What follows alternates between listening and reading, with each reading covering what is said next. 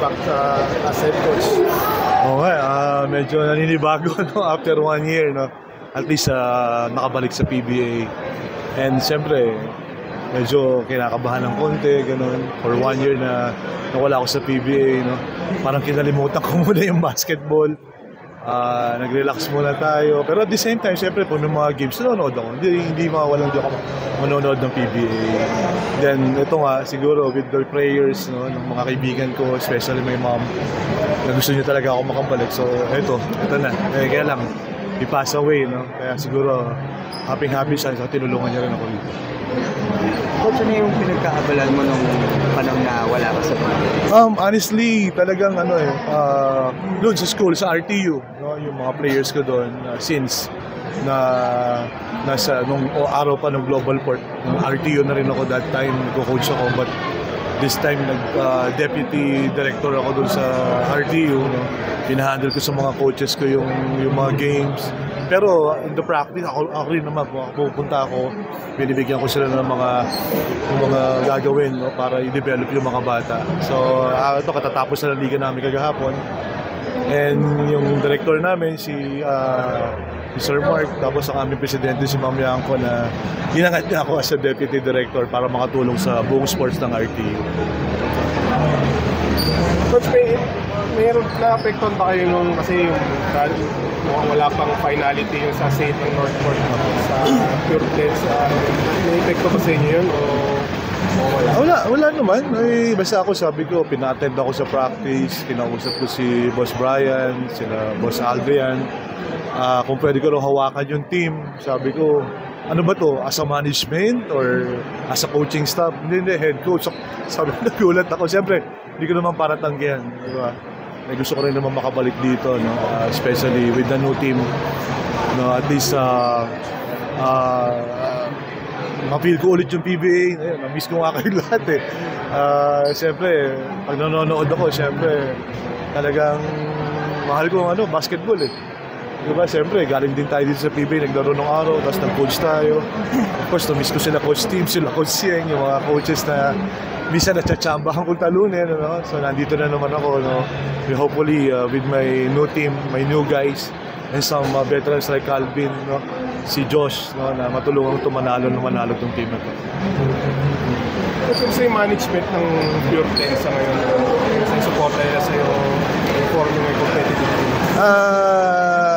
They're very supportive, no? Especially, parang napakasimple nila. Hindi ko akalain pala yun yung boss na mas matanda pa ako.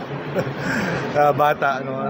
Hindi ko alam, naging kakampi ko pala siya sa liga namin, no? Sa ABC League, yung mga Chinese League, nakakampi ko pala siya. Siguro kaya naalala niya ako, napapasahan ko siya. sa nagulat ako, sabi ko, Boss Brian, thank you for giving me a chance, no, to handle the team, the new PBA team. No, basta pasensya lang muna. I know this is new team and siyempre parang bago na naman to. We rebuild. And of course, siyempre may mga coaches naman ako. And Coach Bonnie is our active governor, no, ng team. Natutulungan niya naman itong lumakas ng team na ito. Coach, parang medyo mas madali yung trabaho sa'yo kasi hindi ka nag-start from scratch.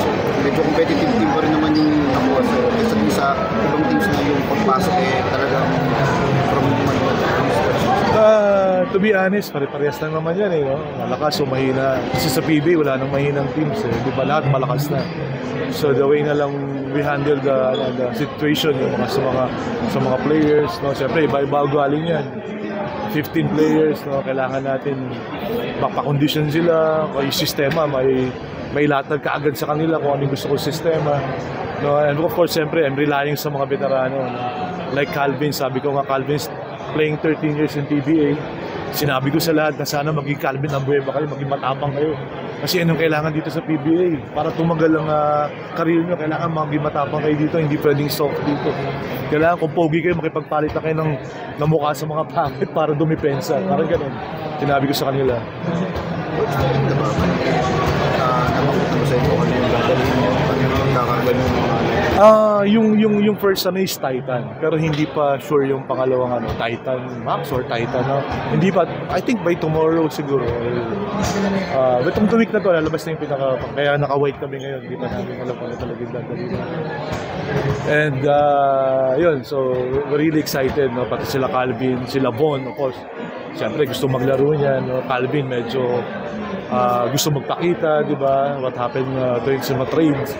So sabi ko naman sa kanya, I rely on you and Josh na kayo magiging leader nitong team na to, kayo mga veterano dito. Bigyan niyo sila ng motivation. Kay Calvin, kausapin mo yung mga bago natin para maglaro sila ng mga dumipesa dito sa PBA. Ba't sa tingin mo mas magkakaroon ka ng winning chance dito sa Northport compared din sa kasi kung i-compare ko ito nung bago ko sa Terra Firma, itong team na to is may laman na agad, no? may mga piyesa na, no? Sabi ko nga, si Calvin at si Josh, tapos si Chris Kuhn nakuha namin, maraming mga rookies kami nakuha from PBL si Austria, no? Pero hindi pa yata makakalaro, but some rookies na nag-tryout sa amin, si Barasi nakuha namin, no? And with Bon, dinagdag, tsaka si Hamboot nandyan. So may pyesa na, yun na lang, siguro paano lang namin sila i-motivate, kasi siyempre medyo hindi sila manakalaro dun sa team nila before, so this time yun nga, kaya may mga tune-up games kami para makilala nila isa't isa at maging team kami. Saka sabi ko sa kanila dito, walang pusong ano rito, kailangan maging matigas kayo dito. Kahit kayo magkakasama, minsan nag-aaway tayo sa practice, mas gusto ko yun, pero after the practice, kailangan magkakaibigan tayo ulit. Lagi ko sinasabi, alam mo naman si Calvin, pag sa practice yan talagang parang laro yan. So gusto ko yung energy niya, gusto ko yung ipadama doon sa mga bago na hindi pa nakakilala kay Calvin na maging intensity, maging ganun yung puso nila maglaro.